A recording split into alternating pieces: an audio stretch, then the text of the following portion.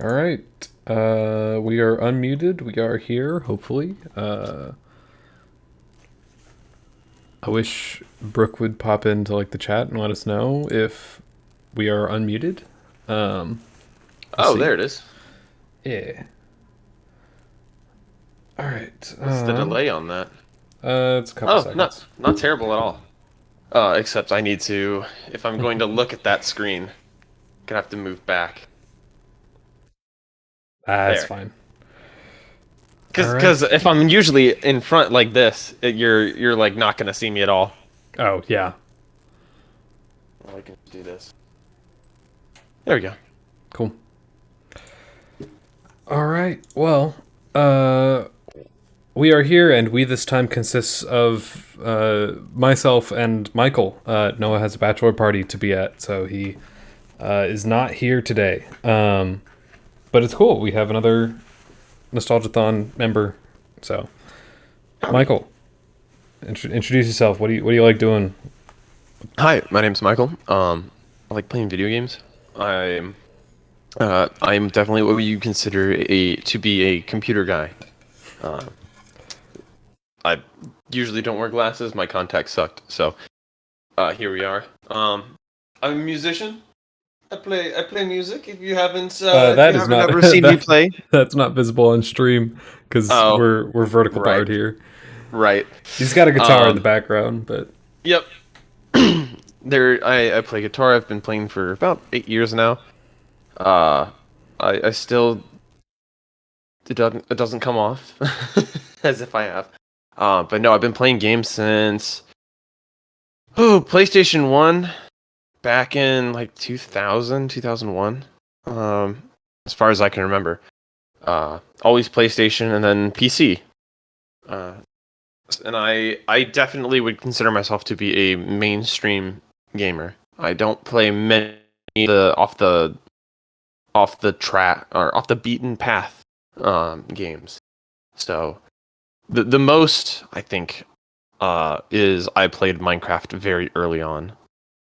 Before it reached consoles, before it reached the phone, before it sold to Minecraft before it released, sold really, to Microsoft for a couple $1 billion. Oh yep.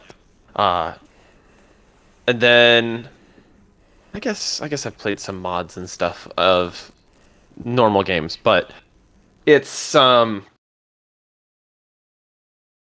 I'm definitely a mainstream gamer. So lots of shooters, lots of I guess rhythm games, obviously, the musician part, as well as very popular games like League, Rocket League. What else is in there? I mean, I'm not sure I would consider Ace Combat. Oh yeah, Ace Combat. I'm not sure that I would consider that mainstream, but that is definitely a product of my childhood. That is a childhood favorite. Ace Combat games and flying, arcadey flying games in general. One of the more recent ones is Project Wingman, which is basically a fan love letter to Project Aces, the creators of Ace Combat. Yep. And it's very good, and it supports mods, and it's just that consumed a week of me just after work. But yes, those are generally my kinds of games, competitive as well. So,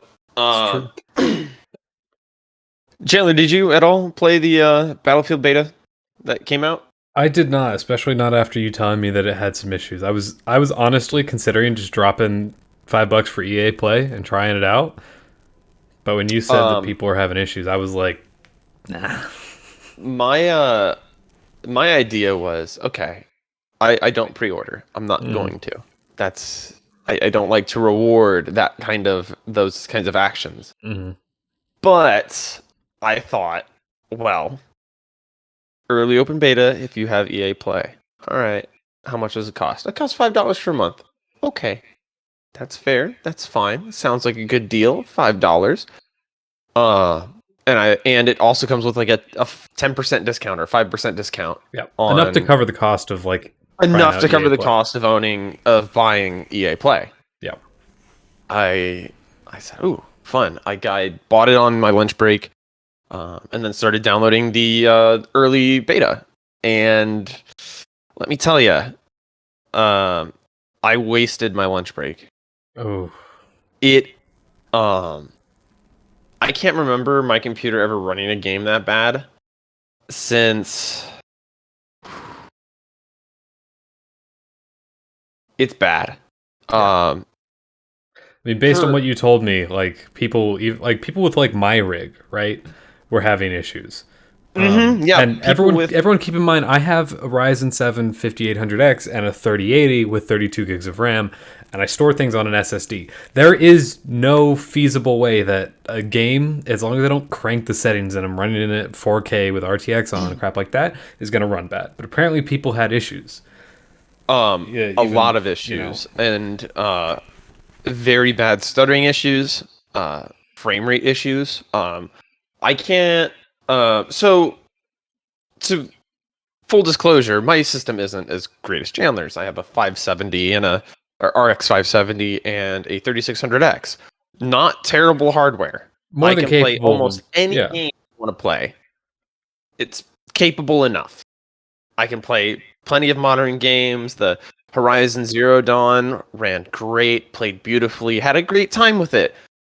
Vastly graphically superior to Battlefield 2042 from my gameplay experience in it. Different graphical style, but still, I would agree. Yeah, it's all around more visually pleasing to look at. It's more complex environments. It's I think objectively, in almost any sense of it looks better. Yeah. So back to Battlefield. Huge stuttering issues on my machine at the very lowest of low settings at just 1080p, which I shouldn't have to go down. It ran anywhere between about 30 FPS and 60 FPS, and it never got above or below. Even if I looked straight at the ground, so I can maybe render the least amount possible, it barely ever broke 60. And it spent the majority of the time down in the 40s. It is rough. And for that, it's not a beta. I don't think it's genuine to call what that is a beta. It is a pre-release. It is a pre-release marketing demo. Yeah. And the fact that it was 1 month old, like build of Battlefield, means they didn't. Did they do anything? Like when they delayed it the first time, right? It seems that they would have had something better, something more updated, something that would be a more true development to what we would then get if we bought the game. That's a demo. It's a demo. It's not a beta. And I think calling that is what it is, but I don't feel like it's. Well, when was its original release date going to be? I think it was going to be this weekend, and then they pushed it off for a month into November. Because it was going to be the 19th, or no, that 19th of November, and I think they pushed it back 1 month, so it would have been October 19th. Yeah, something like that. So it was going to be like very soon. As it is right now, that was a good idea because the state that I played that game in. Which I wouldn't buy it. I was thinking, like, I was really excited. I'm a big fan of Battlefield 4. Trying to get, a new version Battlefield so I can get back to those kinds of experiences. Yeah. It's not. And that's a second point I want to get on is the actual gameplay from what I did play, and but I was very excited, very hyped to get to play this game. And I thought, well, I got a full-time job right now. I want to buy the full, like, I think it was like $100 version of that game. No, I wouldn't even buy the 60. Yeah, it's a waste of money. When it releases, would you pay for like another $5 EA Play to like see if it's gotten better on release? Actually, that's a good idea, and I think I might, but I can't see I can't see much changing until like a year passes. Yeah. So a lot of people say, well, it's just the beta. Like this always happened. This happened in Battlefield 5. It happened in like Battlefield like 1. Was that what it was called? Yeah, And that was then the World War One thing. yeah. And I have to say, I never played those open betas. But I played the Battlefield 3 beta on the PS3, as well as playing the Battlefield 4 open beta on PC. Mm-hmm. Neither of them had issues like that, and Yeah. I didn't have modern hardware at those times either. Yeah, like if you had at least, if you had what you had now at that point, well, I don't think the 560 or the RX 570 was even out at the time, and your CPU definitely wasn't. But oh, absolutely not. No, yeah, I had a an R9 270X. Not crazy hardware, and I think that was they had 370Xs at the time, so it was at least a generation old. Yeah. Mine is about 2 generations old, but still, I never had that kind of issue. I don't have it with any other modern releases. I don't think it's a product of the age of my hardware. Even if it is, that's shameful because aren't they releasing the game on the PS4 as well? Yeah, and like that's the thing. It's like for PC versions of games with comparable hardware to consoles, right? If you have like comparable hardware, will run worse because the gaming system is designed first and foremost with everything being put towards the game. PC has other stuff going on, but you have better hardware. Like you have at minimum twice the performance of a PS4 Pro. Oh, well, yeah, absolutely. But a lot of things are baked for the PS4, or they are specifically, the settings are specifically set for when it's played on those consoles that it's they all in tune all it. going to look the same, but it's just done ahead of time. Yeah. And you can do that because you're controlling every single video setting. You can control on a console. Well, I don't think we should have this 10,000 particle effect going on a base PS4. This is gonna crash the game. Yeah. And you can make those design decisions, but I think if they didn't make those design decisions for the PC, or if it's just... Well, do you think DICE is going to be capable of either... Do you think that 1 month has the potential, especially considering that this is a month-old build, so they had technically 2 months from when this vertical slice happened, to fix any of those bugs that exist that were causing those major performance issues for people? And if not at launch, do you think that it's capable to pull the game around later on? They usually pull the game around later on. I don't know, because how long four launched with a relative with some issues, not ridiculous, but some. But it still has a relatively large player base. You obviously have to know what you're looking for in the game. And I guess with 2042 releasing soon, you don't. The lobbies are full, but for a long time, it's well, they're still they were for a while. Though, leading up to launch. But anyways, it's one of those things where it's just if you knew where to look, and there were public lobbies that you could just hop into, and they would have people. I think there is I firmly believe that Battlefield 4 was the last good Battlefield that they made. It got stripped down to a little too casual. When I'm playing something like Battlefield 4, when I start playing it with a fresh account, it ends up being a progression. You use a weapon, you start to level it up, you unlock more attachments for it, and you do that for tons of weapons. And there's a good feeling of progression and just reward. I don't have to pay for these rewards, and the gunplay is good. You can I don't feel restricted at all. And at the next game after Battlefield 4, we saw what happened. We got Hardline. Yeah, and Hardline bombed. Yeah. Ooh, it was pretty rough.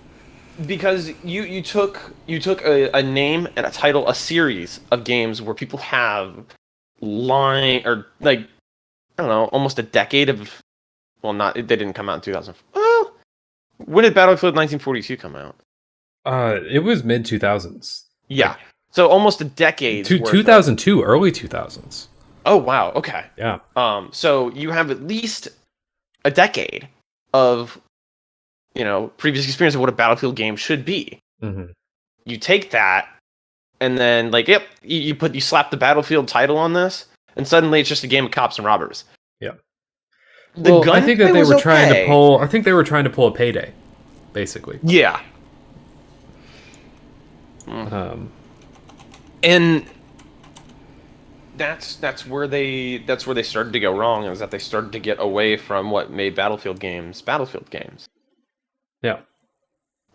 Whereas you have four classes. You got the engineer, you got the medic, the engineer, the support, and the sniper.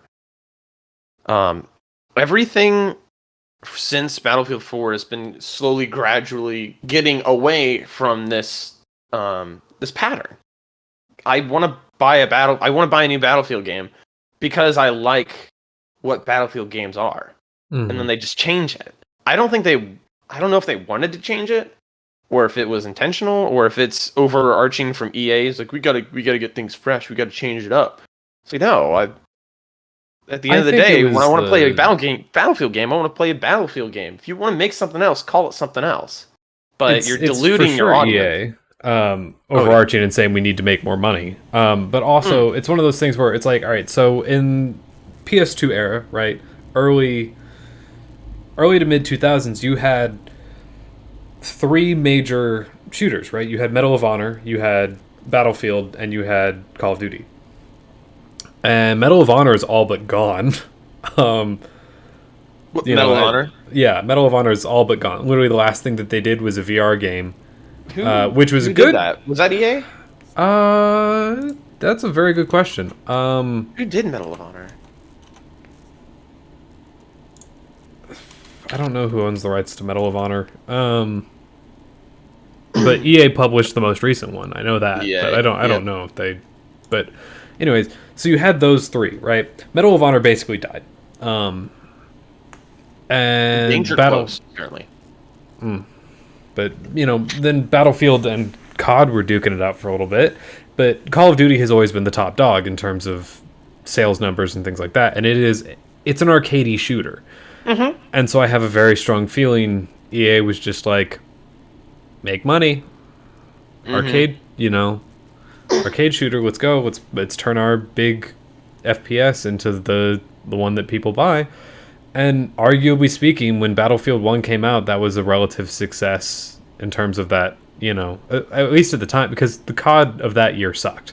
Was it Advanced Warfare? It was one of those. It was a rough. Yeah. I think that was when they started to include the new studio. When they tried to split it up into 3 studios, and I think Modern Warfare was the 3rd studio. And the 2019, sorry. And that was, it's a pretty good success, I'd say.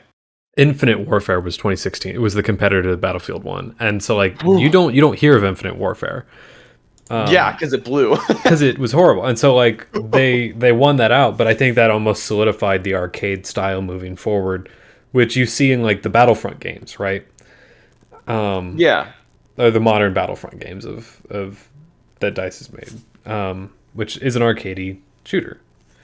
And I feel like they were just like, that did well. Which Battlefield? Battlefield Battlefield 1 and Battlefield 5. And then the 2 Battlefront games that they put out, the Star Wars Battlefront games, is basically just reskinned Battlefield 1. I feel like. Yeah, so. I also played the beta of the Star Wars Battlefront. I think it was the first one. Mm-hmm. And that's when you hear a studio like DICE come in with huge ones. Battlefield 3 and Battlefield 4 are, I think, arguably their best their most known Battlefield games. That's what got them. Whoa, Battlefield! Those were at the heat of Call of Duty or Battlefield. That was a huge discussion where people were having. It was like, what do you play? Well, and that's because it was they were different games, but they were popular. And when you hear DICE, the studio that made them, that's huge. Like, wow, we're gonna get people were talking. Are we gonna get a new thing completely, or is it's gonna be Frostbite? Okay, cool. Is this gonna be at worst? We our expectations were either one, this is going to be an insane remake in the same heart that the original 2004 Battlefronts were. Yeah. Which I was hoping for, but yeah, a lot of people were. And then because those are childhood games for a lot of people. Yeah, me as well. I was super excited to hear about that come back. Mm-hmm. And we thought either we're gonna get this super awesome, love letter to the old game, or the moment that they announced that the first one did not have a story mode, mm-hmm. I wrote off the game. You don't make a Star Wars game without story, without any campaign, right? Yeah, any campaign. Squadrons has a campaign. It's not a long campaign. I wouldn't call it a good campaign, but it has a campaign. Yeah. So when they went about and did that, and they made the game, they released it. We before they did that, we thought either it's going to be this love letter, or it's going to be at worst a Battlefield skin. Yeah. Or it's going to be a Star Wars skin on top of a Battlefield game. Mm-hmm. I'm not kidding. Either one of those would have been an excellent game. And then we got neither. Yeah. We got neither of those. Well, it's because they went the new arcadey style of what Battlefield has now become in 1 and 5, where it's just like... It feels like a game on rails. Yeah. And that's terrible for a multiplayer game. The gunplay felt kind of watered. The time to kill was massive. Yeah, that bothered me a lot. Is the vehicular combat was depressing. Depends on the vehicle, but land vehicles are just straight up annoying in the second one. By the way, it's like you can't destroy them, basically. And that brings me to another complaint about the 2042 beta. The beta. I'm just gonna keep calling it beta. Yeah, I mean that's what they call it, so might as well. Yeah, might as well. And that is the vehicle combat feels as if you had the most laggy experience on PlanetSide 2. And I think PlanetSide 2 has, among the years, kind of smoothed it out, but the game feels old and it feels janky. Yeah. That's what, being in, chopper, the side of the chopper, or I think it's underneath you, or you're aiming a turret. It feels so bad. You're in a tank on top with the secondary gunner. Well, have you seen the clips of any flying vehicle just suddenly gain 2,000 feet of height? That's normal beta behavior. I'm used to that. That seems like Battlefield. That's Battlefield to me. You see, even now, you'll have you'll C4 an LAV into a water feature in Battlefield 3 or Battlefield 4, and as long as you're just you're spinning them wheels really quick, you hit the water, you go flying. It's so funny, and that's what makes Battlefield. And you can put C4 underneath it. You can launch ATVs across the map. Great times. I've killed hours of my life doing that. Well, it's like launching... It's like in Halo, right? It's the moments when you use a sticky grenade to launch a warthog across the map. It's not realistic, but it's hilarious. And you do it because it's fun. It's fun. Yeah. Sometimes the ridiculous parts of games are fun. I I didn't see any like kind of ridiculous fun in the game. I just thought, oh, it's just a It's kind of just a yeah. it's nothing exciting. I'm not excited about it. Maybe if it ran better, I'd have a different opinion about it. But the fact of the matter is, I did not have any fun. Well, I just kind of thought, well, maybe this was the problem. Maybe I need to fix this. Maybe it's my machine now. The game just yeah. Well, and this moves somewhat into the next topic of like what is a quote open beta? What is any beta that a person that is not being paid to play is playing is not a beta. And I hate the fact that publishers are labeling them as betas. And they're not betas. They're not beta. Outside of a handful of things, and those handful that are betas, they oftentimes label them something different. Like Age of Empires 4 is like a technical test or something like that they put out. That was a beta that they put out. It is a feature complete, meaning that like the features are there. Test run of the things so they can get proper values and stuff like that they will actually use to edit and stuff like that before the game launches in like a year. But they didn't call it a beta because the beta is now just like, this is the feature complete release game just that you get to play. That's not what a beta is, right? Yeah. A game alpha is like, they have an idea, not everything's in it. This is just like press information, right? And then a beta is like, it's feature complete. It's just that they haven't built the world in every spot yet. There might be some bug fixes, but so I think what was actually the Battlefield beta is when they gave content creators on YouTube NDAs to sign and they couldn't talk about it. But they let them play it so they could understand and they get feedback on the game so they can, then show them more and then actually release it. That was as close as to a beta as we can see. And I would agree with that. One game that I'm playing, or that I'm a part of the beta cycle on, is a game called Predecessor. It was a game based off of the Epic's Paragon, the game they axed when Fortnite took off. Yeah. They wanted to devote their resources to it. They released the assets for free, and then other studios took those assets and they started remaking Paragon.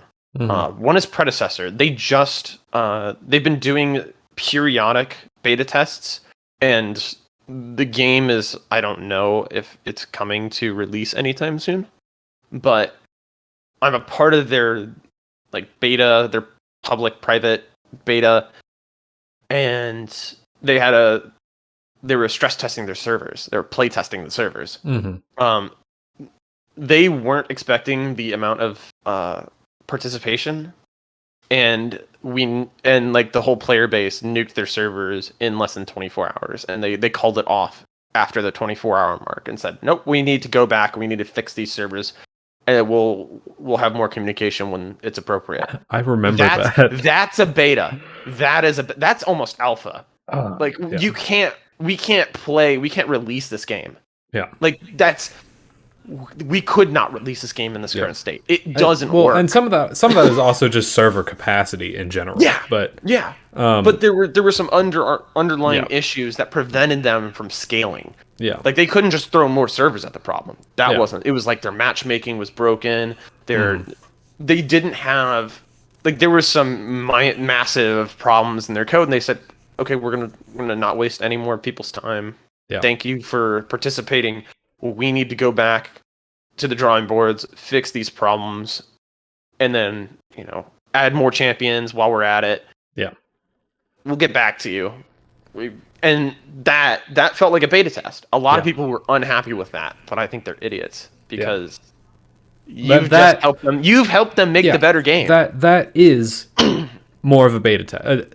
Anytime that they call it something other than beta, right? If they say it's a technical test or a server stress test, you are it's a marketing thing at the end of the day still for a lot of companies. Like when Team Ninja puts out a Neo game and they do a server stress test or whatever, or like Dark Souls does that, right?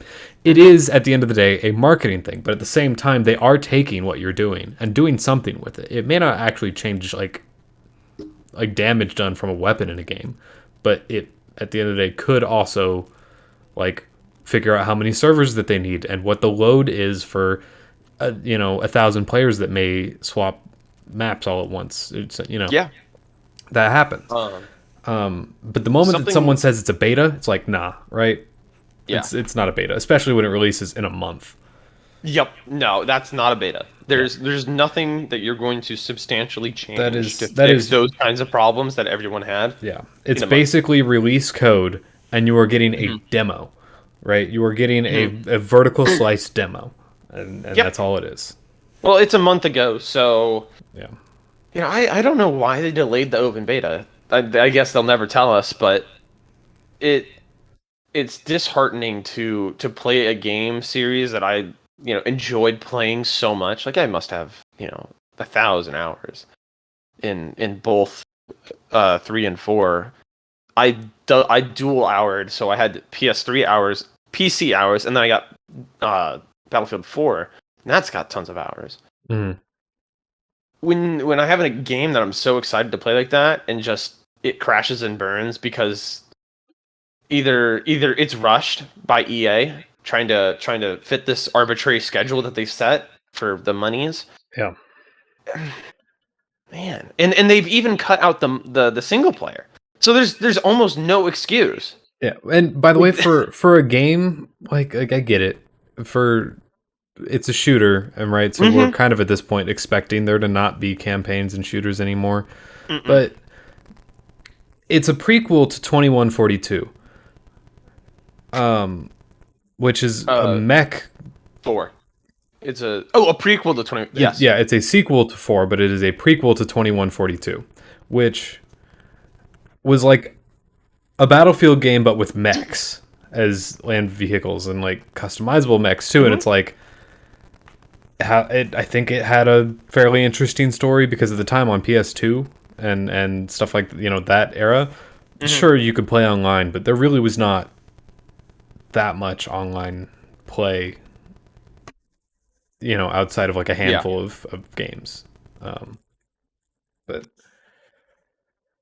it's just like you get into the state where it's just like, all right, so you cut out the single player, and you're having a buggy multiplayer. It's just sad. And you still want me to pay $60-$70? Yeah, like everything about this release is wrong. Yeah. It feels wrong. It plays wrong. It doesn't. It doesn't. I can't. Yeah. I can't justify that cost. Yeah. Yeah. It's head scratching. What are they trying to do here? Like they're trying to make. Are they just trying to like run it dry? I thought EA was done with absorbing studios and killing them, but it seems like that's what they want to do with DICE here. Yeah. They want to kill like their best studio, or BioWare, I guess, is their next one. But yeah, they kind of already did that with the Mass Effect game. Yeah, they're gonna. Hey, I have a very strong feeling BioWare is going to be the next one to go. But that being said, it's one of those things where it's just like I have so many problems with EA. Stop making games to make money. Like I get, you have investors, you have shareholders and stakeholders and stuff like that. So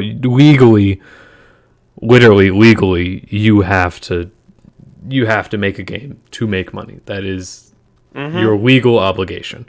I understand that.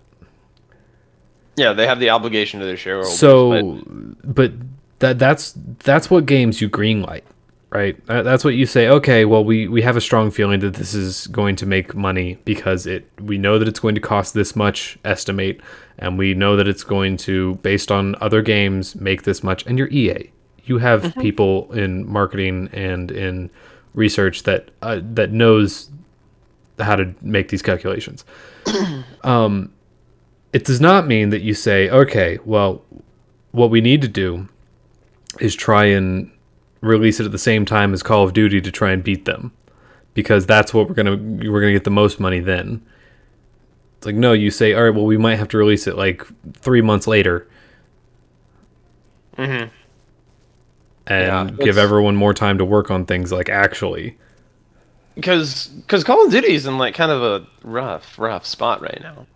Because they've been Warfare or Warzone was basically overrun by cheaters, and like Cold War wasn't really that good.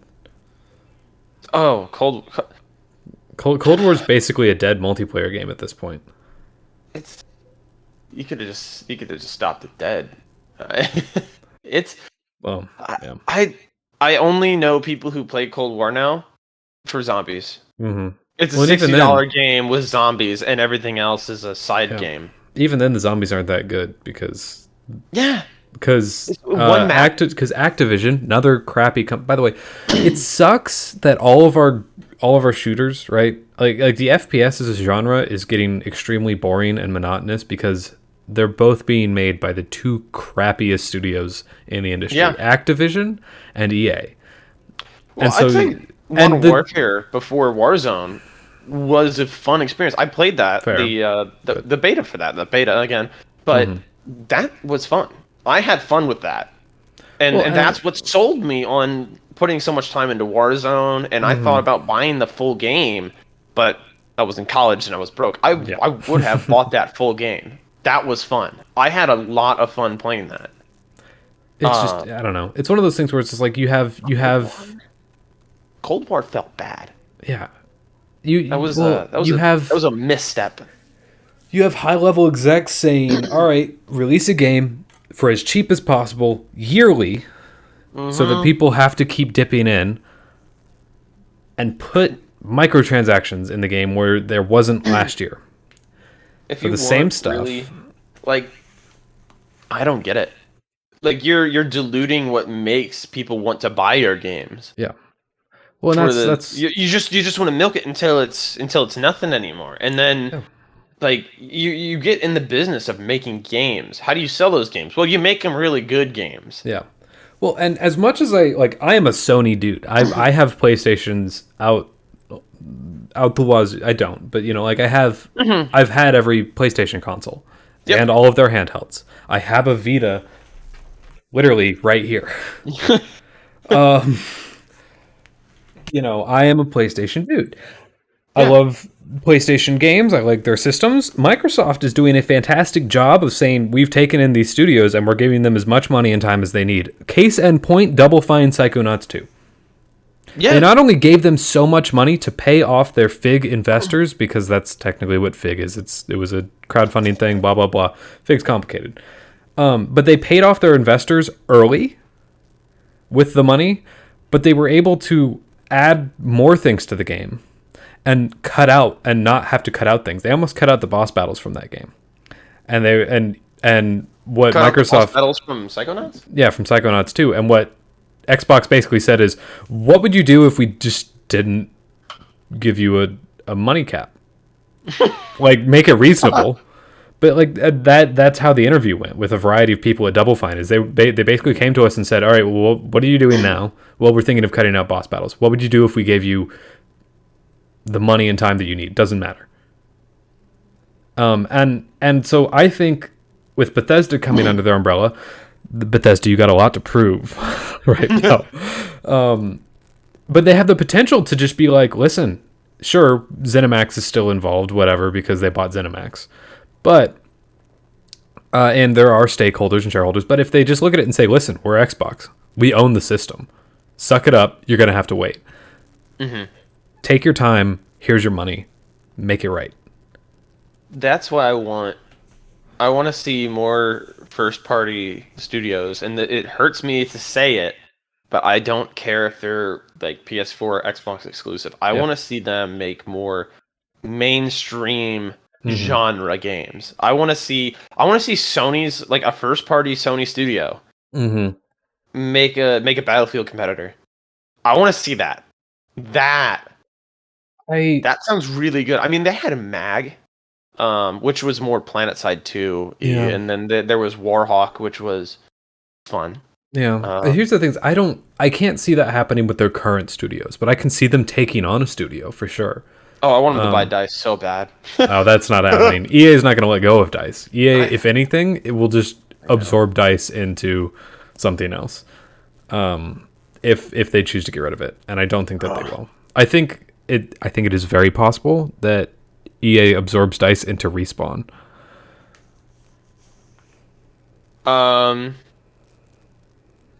I don't think so. They are good at shooters. Like, they're both shooters, but the engines that they use, Respawn uses Source, and they have since the first Titanfall game. Well, they swapped off of Source for Jedi Fallen Order. What are they use Frostbite there? I don't remember what they used for Unreal? Jedi Fallen Order. It might have been Unreal. Let's see. It is Unreal Engine 4. Oh, okay. So that's interesting coming out of Respawn. Yeah. I don't know of any Respawn game besides that doesn't use Source. Yeah. Oh, I mean, Apex... they did a Medal of Honor game, by the way.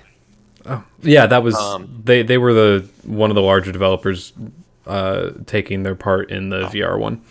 Okay. So and that was Unreal Engine as well. Yeah. But, that at this point, that's just because Source 2 is so freaking old. Yeah. And Source 2, by the way, is the game that is like, it's Half-Life 2, but also it's running Apex Legends. Yeah. It's heavily modified. It is modified out the wazoo. Like, to the point where it's like, play Titanfall 2. Gorgeous game, fantastic movement, stuff like that, but it's running on an excessively old engine. Heavily modified. It still runs well. It does.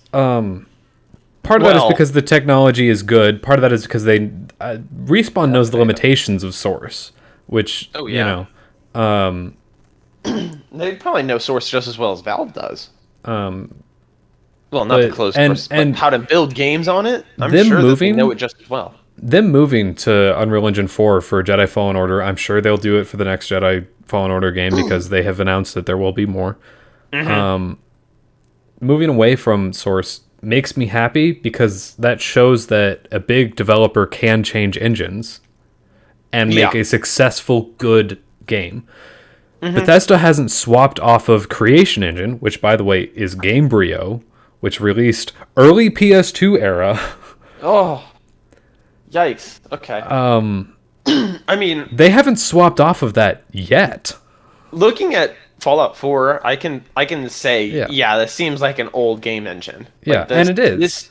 It feels old. It looks even though the graphics are okay. Yeah, they update the rendering pipeline a little bit, but at the end of the day, it's still running. It's a little rusty. Yeah. There's only so much you can paint a pig before the pig dies because it suffocates because of the paint. Yeah. You know?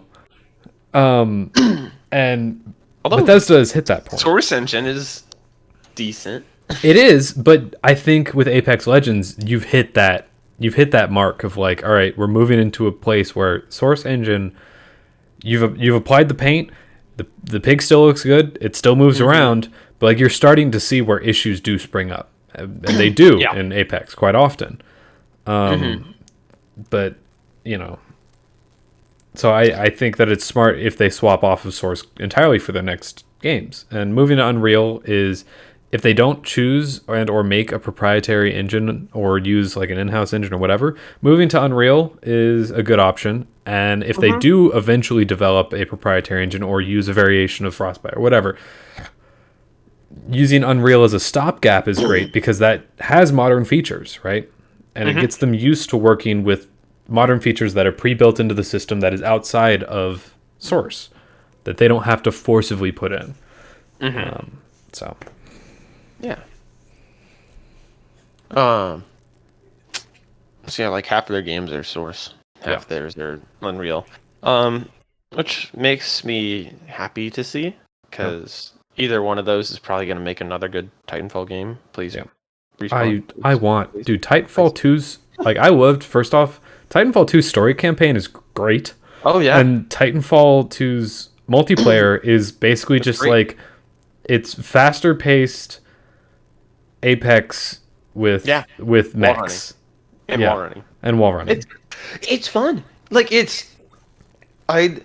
It's full of cheaters and bots, and the servers are constantly crashing right now because of people DDoSing, and I don't think that has been alleviated yet. But I didn't think there was any cheaters. There were just like there weren't many cheater problems because it's kind of a small community game now. But there were for a little bit. The DDoSing of all of Respawn servers there that sucked. Yeah. But ironically, the only time I want to play Titanfall. play Titanfall 2 is when I can't. Yeah. It's like everyone's talking about Titanfall 2 server being DDoS. Like, yeah. Titanfall 2, and here's played Titanfall 2 in a long time. Here's the thing. So Titanfall 1 released without a story mode. There is no story mode in Titanfall 1. It is purely multiplayer. Mm-hmm. They released Titanfall 2 and said, "Oh, we heard that you guys wanted a campaign." And it's not long. You can beat it in an afternoon. But it is a good campaign. This is a solid campaign. And so I look at Respawn games from this perspective now and say, no, you did good. And then they released Jedi Fallen Order. And it's like, all right, so you've proven that you've not only have the chops for story, but also not just shooter. Mm-hmm. They released Apex Legends and are still working on Apex Legends all the time. And so it's like, all right, so now you have Battle Royale and like large open maps. I wish that they would add more maps, but, under their belt. So it's just like Respawn. I'm just like, all right, you are currently, in my opinion, one of the studios to beat in terms of who I would recommend to give IPs to, right? They're kind of a powerhouse. Yeah. Respawn, like they make good games. Yeah.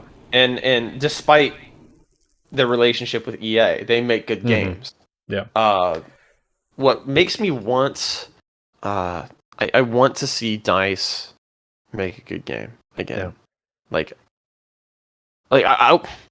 You need to stop trying to cater to everyone when you make a game, because you're going to to everyone. You're going to kill your sales. You're going to kill your sales, and you might have to make it up by trashing the game with microtransactions. The thing is, they need to stop. It's not the fact that they're catering to everyone. That's not the thing. They're catering to whales. They're catering to people who go in and will spend money on everything in the game. Yeah.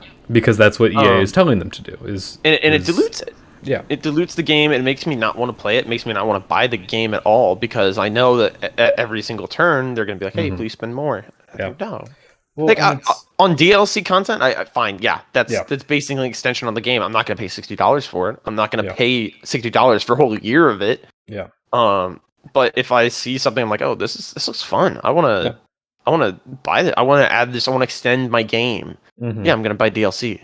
Yeah. Am I going to buy a bad game in hopes it gets better? No. Yeah. And like all of this is very much kind of what Noah and I talked about last week, is our games from big companies getting worse. Yes. And some of the case I would agree, right? But other times it's just like, are they just getting hyped up more? And are there, because it's like there are still good games from big companies, but there's also just as many bad games from big companies now. Oh no, there's big companies didn't used to flop this hard. There is either some sort of massive disconnect between game developers now, or people who are game execs who've forgotten what it's like to actually play a game and enjoy it. Well, it's the execs, and it's because most of them don't play games. Like, yeah. I don't know what you're doing if you're in charge of making something that people want to buy, but you don't even consume that product. You don't like that product. You look at your kids and think you're spending too much time playing these games. This is what it is. And if you're going to try and just check boxes here and not listen to, you can have the best X, the best Y, the best Z, but if it's not fun, I'm not going to play it. Yeah. You forget the whole part of playing games. They're fun. Yeah. I play Dark Souls because it's fun. It makes me want to keep playing it, and I'm going to buy another Dark Souls game because they don't constantly hound me to spend more. I buy the game. I play the game. I enjoy the game. I'll buy the next game. to reiterate like a previous thing that I said, it's like Activision and EA are the only two really making shooters at the moment, or they're the only two publishers, right? And they have their issues. And Activision and EA, yeah. And what sucks is that's not the only genre that they have a stranglehold on. Sports games. Oh, sports games have sucked since PS2. Well, since they got an internet connection, they've sucked.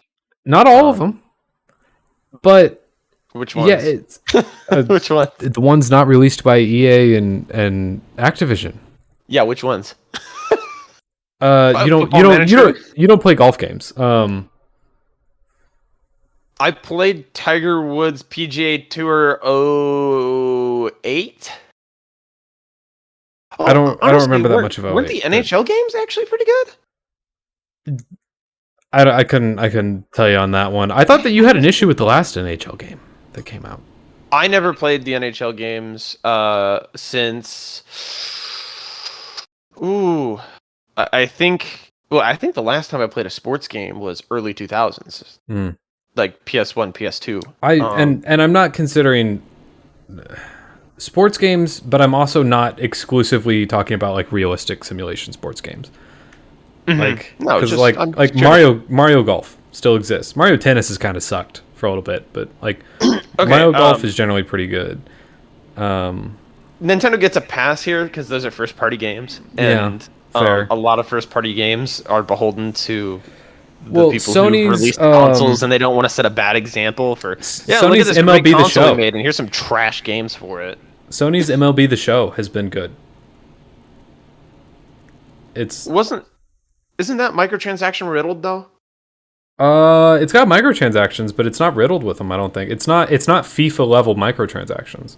Correct, but I've heard from my previous roommate that if you want to have a good team to play with in multiplayer, you have to basically shell out and try and get the best players for your team. It's very possible, but when I'm talking more about just like, is it a decent game?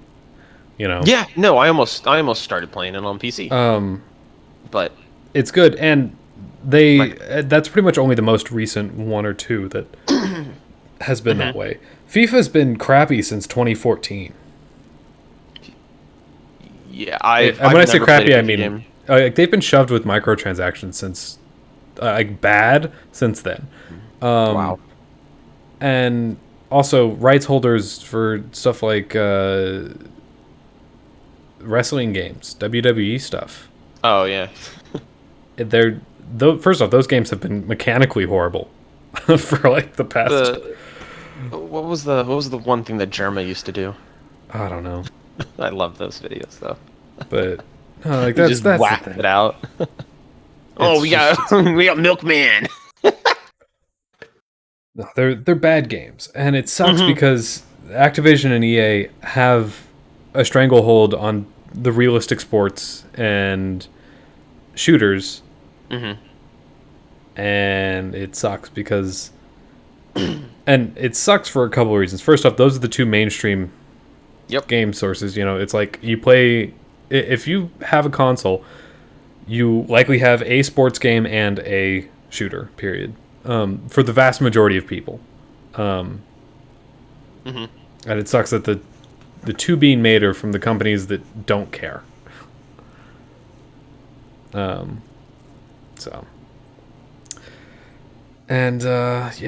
I don't know. Makes me upset. Yeah. Want to know what else makes me upset? What makes you upset? Kingdom Hearts being cloud versions on the Switch.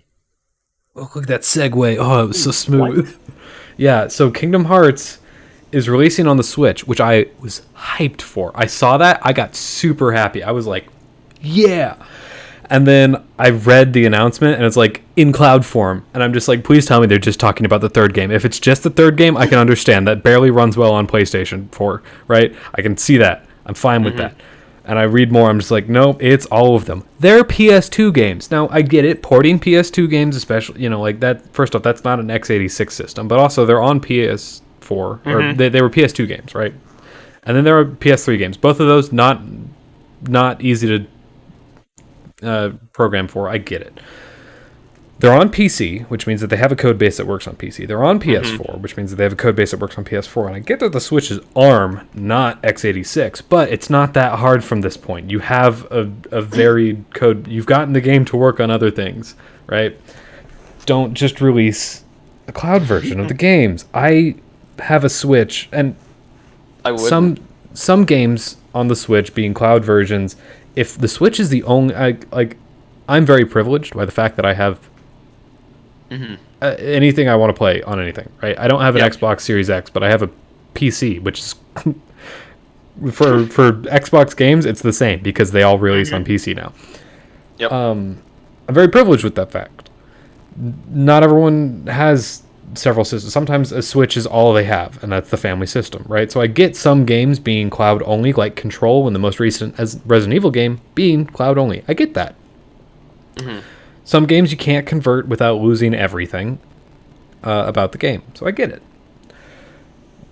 It's a PS2 game. Yeah, I don't... Why would someone consider having a cloud release for a mainstream release? It's possible to convert it, Just right? don't. And that's the thing. And you're Square Enix. Well, just don't release it. Do release it, but make a proper conversion. You're Square Enix. Yeah. You have money. Right? You are not bleeding dry, especially with the ridiculous amount of money that they made from Final Fantasy XIV this year. Like that took over as the MMO this year. Ridiculous. Like I bought in. I paid for 5 months of the service because I enjoyed it. It was good. And there's a new expansion coming out. People in the chat. Hi, hello, person. So yeah. Anyways, so it's painful. It makes me upset because and the thing is, if they didn't announce that it was coming to the Switch at all, I would have been like, oh man, but they're bringing Sword of Smash Bros. So like they could have done that, but I would have been just like, oh man. But the fact that they're making it cloud only makes me so incredibly angry because I'm just like, I have a Switch partially because I enjoy games portably. I enjoy games laying on my bed. I enjoy games going over to a friend's house. I enjoy games when I go to my grandparents where there is no internet connection. Oh, yeah, you're beholden to an internet. I keep forgetting about that. You're beholden to an internet connection on a portable console. Yeah, when it is a cloud game, you are beholden to an internet connection and a good one. First of all, on a portable console. On a portable console. And on a Switch, which, by the way, its Wi-Fi chip kind of sucks. Its overall connection quality is not that great on the Switch. That just sounds like... Why? Yeah, and so... My thing is, I have other systems. Again, not everyone does. I have other systems I can play Kingdom Hearts on. I own it on everything that it's on.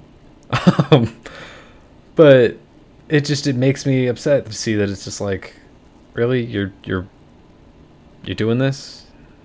Ugh. All right. Enough groaning about games we don't like or bad. The terrible state of games. Yeah. The terrible state of gaming. The terrible state of major corporations. What are some games you're really enjoying right now? What are some games I'm really enjoying? Oh man, Yakuza spinoff. Judgment series. Lost Judgment, the second game in that. Chef's kiss. It's good. I'm enjoying it. I have played for, I think, in the range of like 11 hours. I have just gotten to chapter 3. I think there are 18 chapters in the game. And it is entirely because I am just running around doing stuff.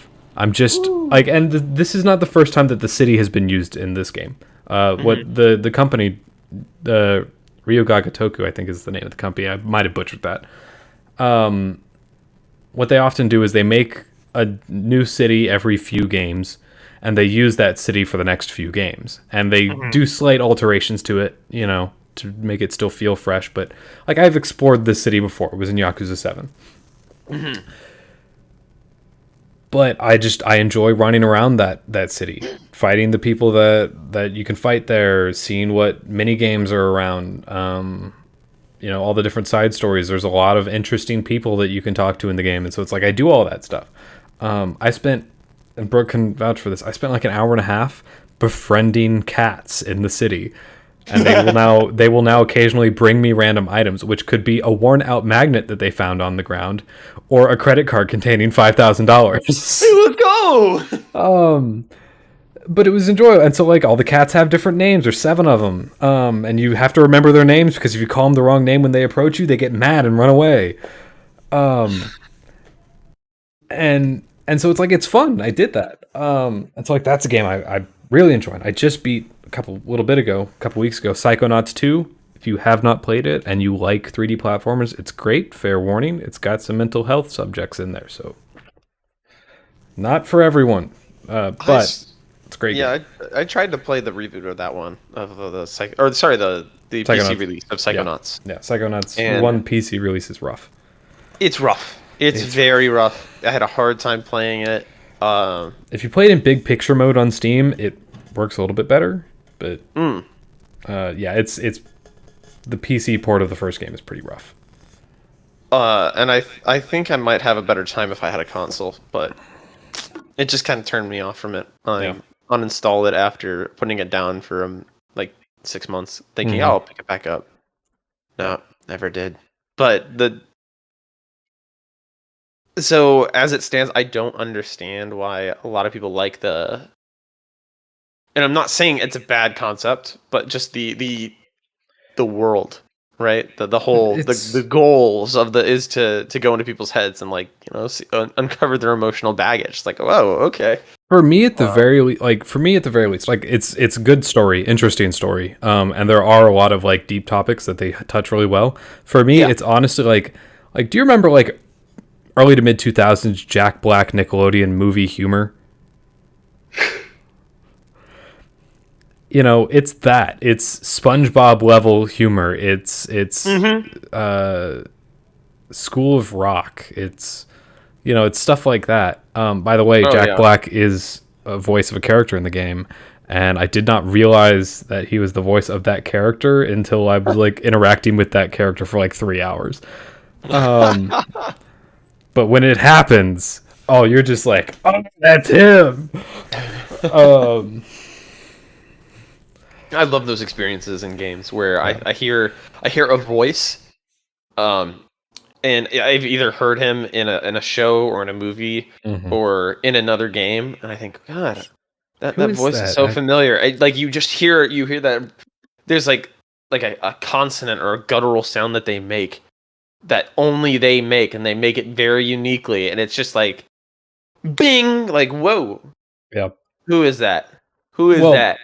Transitioning to 2 other games, which will, I think, go nicely into games that you've played. So there's a character in Final Fantasy 15, main character, named Noctis. His voice actor is very good, in my opinion.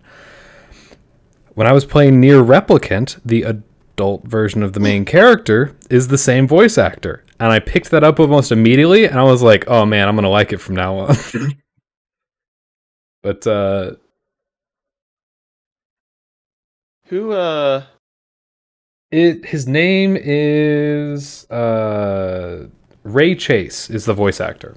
He's a pretty good voice actor. I really liked him as Noctis, and he is the voice actor of Who does a lot of Japanese games. Yeah, he does a lot, and like he recently is the main or one of the main characters, one of the main protagonists in Tales of what is that one that just came out? Tales of Arise. He is the male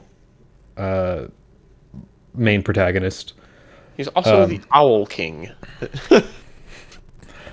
But I enjoy his voice work. He does a good job, and I picked that out in Nier Replicant, which you are playing right now. Yes, and that is a series I'm fully enjoying, and I like how both.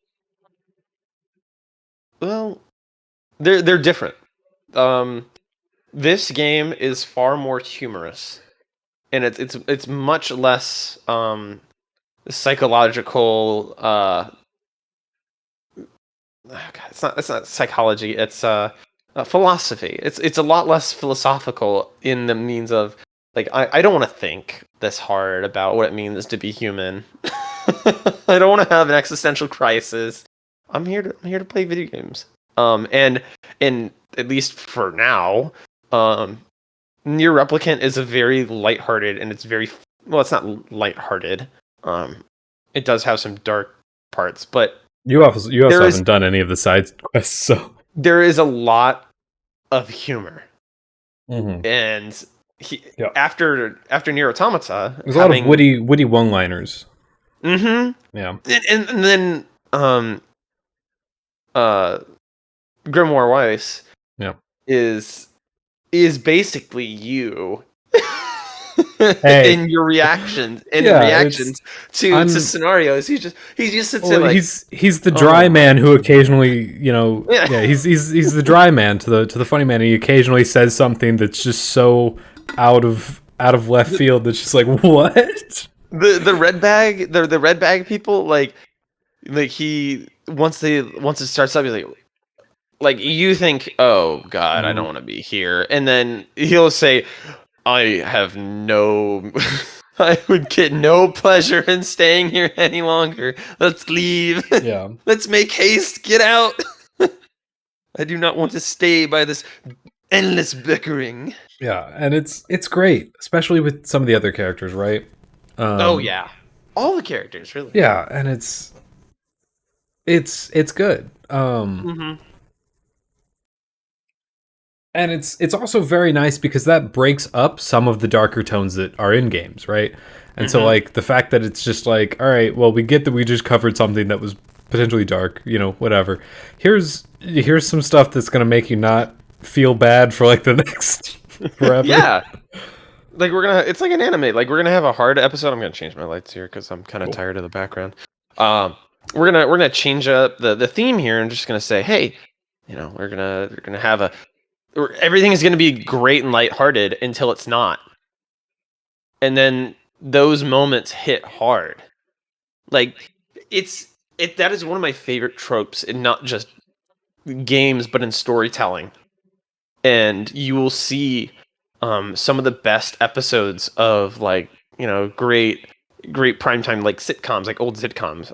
One of them, the biggest one I can remember is anytime this example comes to mind, I think of Cheers. And I think it's earlier on in the series, the owner of the bar is an alcoholic, and it's a very funny show, very lighthearted. He owns the bar, everyone knows each other. The theme song is "You Want to Be Where Everyone Knows Your Name." It's very it's a very enjoyable sitcom, very funny, very lighthearted. And then it comes to this episode where the owner of the bar is about to pick up the bottle again, and he's having the struggle, and no one wants to see it happen. And you can just see him maybe starting to slip back into addiction. And it takes this happy, like if you're binging it, like you're just ready for another good, fun chuckle of an episode. And then right then, there are moments where it just comes and hits you like a truck, and it comes and it spins you on your heels. Like, nope, this isn't going to be how this is going to be all the time. Mm-hmm. And then it's moments like those in games or in storytelling where you realize, wow, like this, it turns you on a dime. And those moments that probably wouldn't hit as hard if the whole thing was just so dark all the time. Yeah, multifaceted personalities, right? It's just, it's like you have an actual character. It's not just always this. So yep. And that happened, like there was no real happy, funny, chuckly things that happened in Nier Automata. I don't fault it for that. That was a fun game. It's the reason why I'm playing Nier Replicant. But I do enjoy the change of feel and of tempo, and I'm just thoroughly enjoying it more. Yeah. No, not more than the other game. I'm just enjoying it in a different sense, and I'm happy that happened. But back when you said well, recognizing a voice, I hear it all the time. Like I'll hear who's Spike in Cowboy Bebop? American Spike or Japanese Spike? American Spike. Oh god, I don't know. But do you know the Japanese Spike off the top of your head? I did at one point. Now looking it up, I'm only getting but I looked up Cowboy Bebop Spike voice, and I'm getting John Cho, or I think that's how you pronounce his name, the live action. Which, by the way, actually Netflix released like the intro to the trailer. It actually looks like they're gonna do it a solid. And they chose the actors well. Let's go. Like the actors look like they have some good, like they got some acting chops on them. Like they're recognizable people. Like John Cho is in like several of the more modern Star Trek movies. Oh.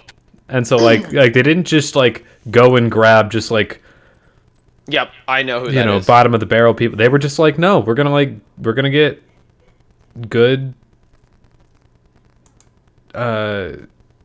good actors and actresses to play these roles, and based on the opening trailer that they put out, I'm actually excited. I think I'm gonna watch it. Okay, yeah. Now I'm excited, and now I want to see it. It's in post production right now. Come on. Yeah. When is it gonna release? Is it gonna release this year? Oh, I don't know. I actually haven't looked too much into it. It's just gonna show up on Netflix one day. I'm gonna be like, all right, let's go. And that's on Netflix? Yeah, it's gonna be a Netflix originals or whatever you want to call it, live action conversion of it. It's gonna release in a month, November 19th. Oh, heck yeah, man. Oh, okay, now I'm excited. Yeah, I know. And normally I'm not excited about live action conversions of especially anime. Because they're usually trash. Because they've been bad, but this one looks like they're gonna do, and Netflix, I'm gonna be honest, has done a pretty good job with their recreations in this form of media, right? Not necessarily live action, but like Castlevania's anime. Oh, fantastic. That was video excellent. Game turning into visual media is normally atrocious. The Witcher series that is on there, fantastic, right? Yep. Has Netflix botched a video game? Yes, but I don't remember what it is. It was that Under the Radar. Like it wasn't one that, it sticks out. It wasn't Mortal Kombat. It wasn't, but I think they have messed up one, but it wasn't like atrocious. It was just like, this really isn't good. It's okay. It wasn't Assassin's Creed, right? Oh, was it? It wasn't Assassin's Creed. Assassin's Creed came out as a movie from Universal, I think, or something like that. It was awful. Yikes. But yeah, no, there's no like, Netflix has had some questionable questionable ones, but usually their originals really aren't that bad most of the time. Here's the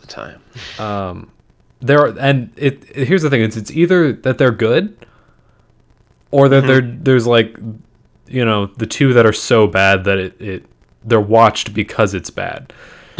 Right, and that's the thing. I don't think they've released one yet that has just been so like, it's been bad in the way that it's just like, no, don't watch it. It's been like bad and it's funny bad, or it's been good. Like I said, Castlevania is fantastic. I need to finish the series. I need to still watch season 3 and 4. I can't remember if I've watched it. I don't think I've watched 1 and 2 yet. Amazing. And I enjoyed it, so I don't know, gotta watch. I think the one thing that's hard for me to watch the newest season, or whenever the newest season was released, it was like a year ago, right? Maybe 2. Was that there's no real sense of progression. Nothing. I don't feel like it moves that well, and it's slow. It's just not. I don't think it's for me, but I'm gonna see it through. Because I've already spent so much time.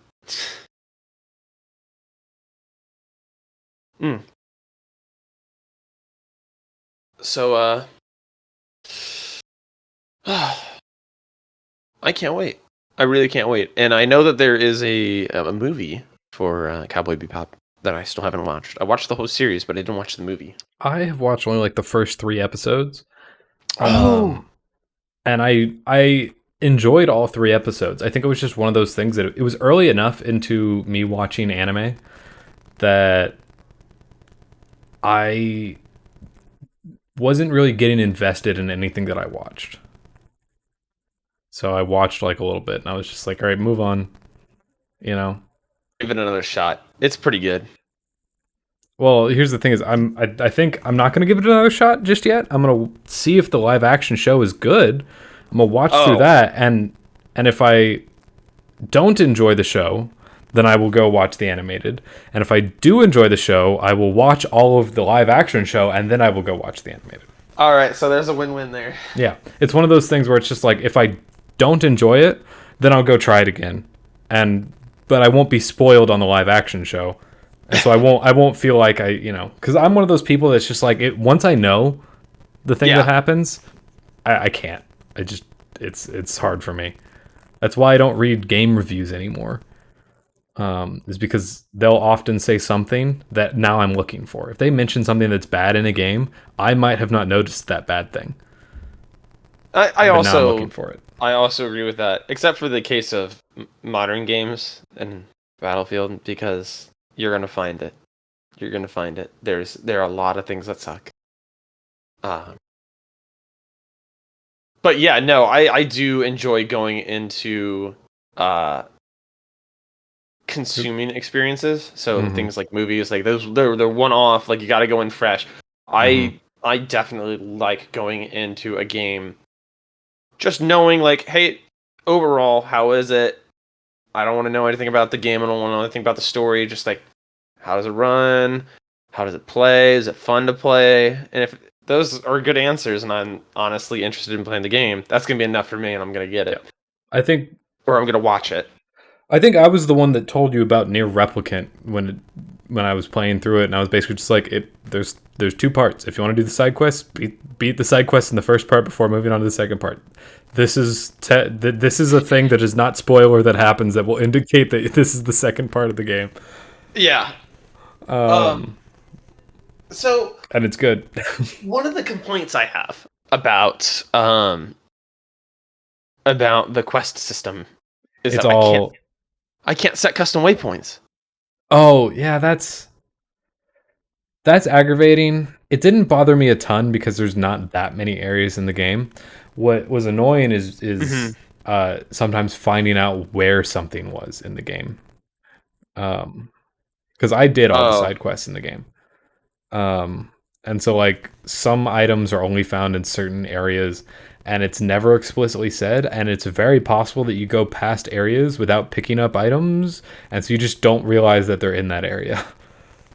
Yeah.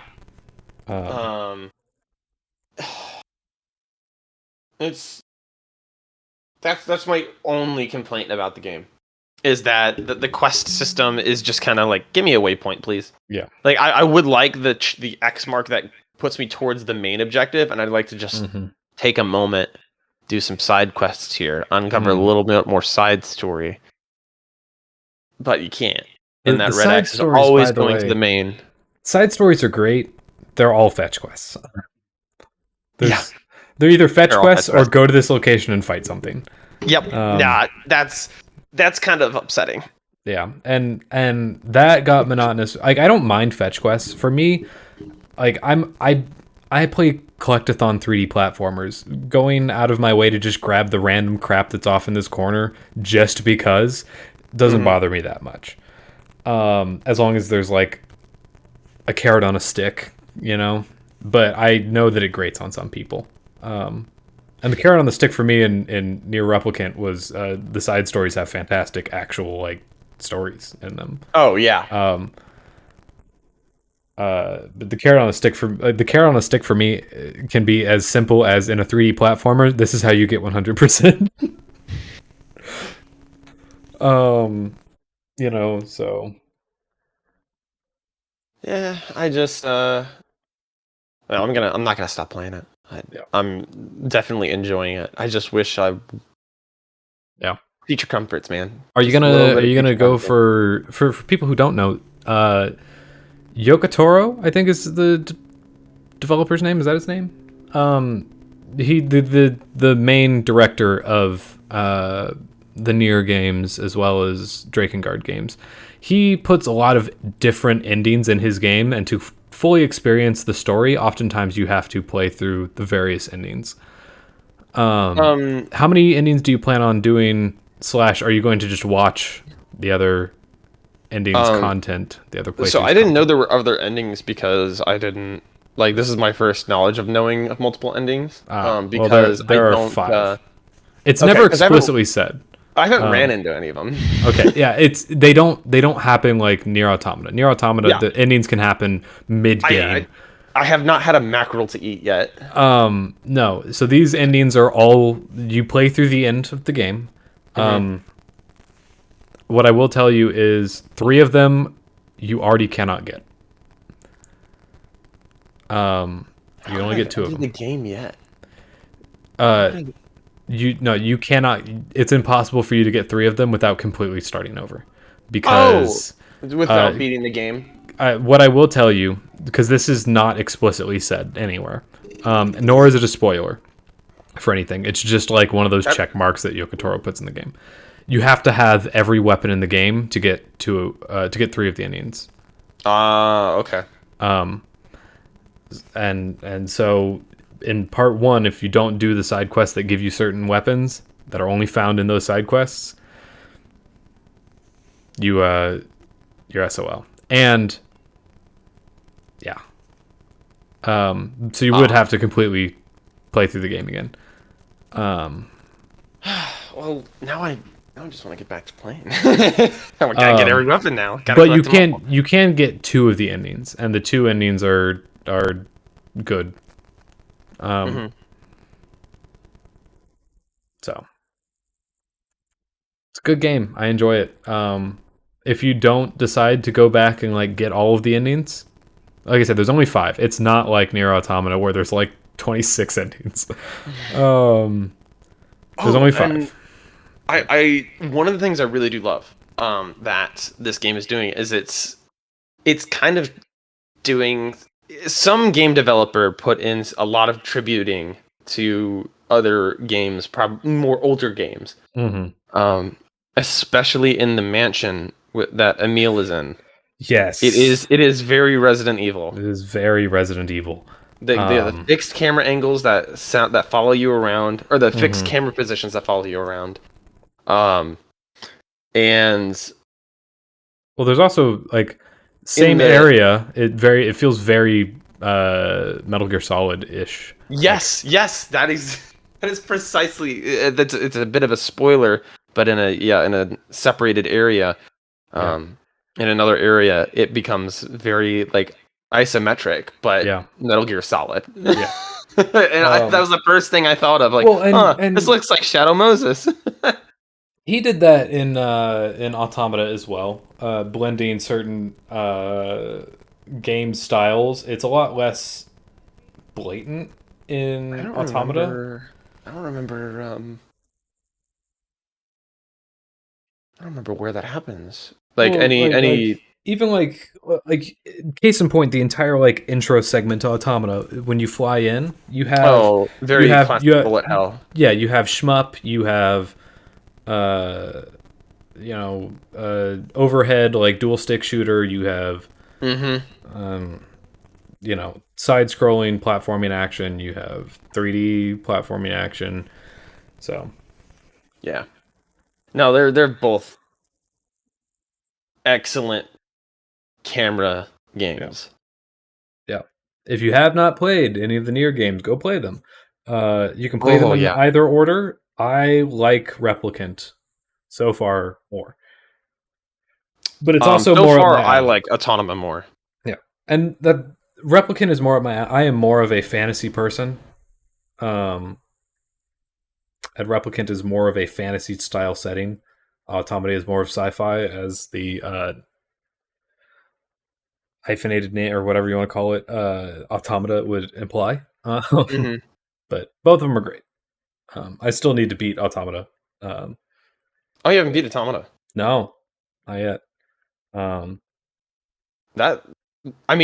Okay, so that does have like 3 separate playthroughs. Oh yeah, I believe it has 3 separate storylines, and every time you'll end up you get it through another character's perspective, and that's one of the things I really love about that game, and that is it has one playthrough is a complete experience of a game, and I thought, wow, that's really great, that's really fun. The second playthrough experience is the same thing, but you get other parts of the story, and it feels fresh. It doesn't feel like I'm repeating stuff, even though I am.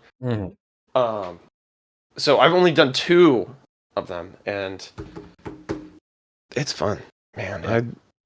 I have so many games on my backlog right now, more than I've ever had. So I have Squadrons, I have Replicant, and I also have all the games I still need to finish. Yeah, same. Like, if we want to go down backlog lists, Lost Judgment I'm currently playing through right now. Nier Automata I need to beat. Ghost of Tsushima I need to beat. God of War 2016 I need to beat. I need to beat Ni no Kuni on the Switch. Hey, check Telegram, by the way. Check Telegram. Yep. Sorry, Discord. Okay. But continue. Yeah. Ni no Kuni. Yeah. So I have a lot of backlog games. So.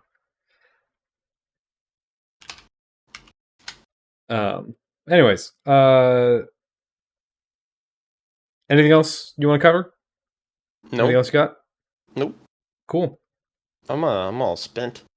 I'm ready to get back in.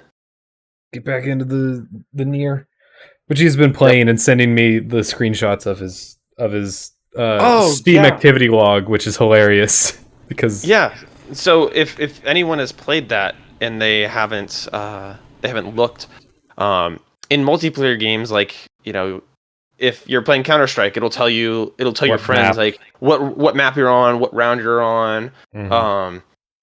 In Nier Replicant, it uses that same place to show, or to have like a little funny tidbit, like it's his journal. Like he's like journaling his way through. So it's like, oh no, the crazy underwear lady is going berserk. Rules. Dream.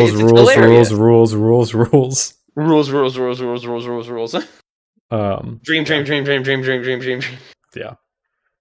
Dream, really, by the way, is my favorite. The dreams. Those are pretty. Place. Those are very creative. Yeah. It seems every single point of this game has just something else that is creative, and it's creative in its own different direction, and I really love that. Yeah. High praise for both of those games. So, yeah, if you haven't played them, go play them. So yeah, I think that's highly recommend. That's probably going to call it for this. We went a little over. Michael did inform me of that. I was like, oh crap. I've been drinking water, so I got places to be. Yeah. But yeah, so this has been Michael over here, I guess, on my screen. Part of the Nostalgiathon team will likely be back for the next marathon in the winter, and potentially be back for a variety of different podcasts as need be. So thanks for watching, listening, or stopping in for the stream, and we shall see y'all next time. See ya.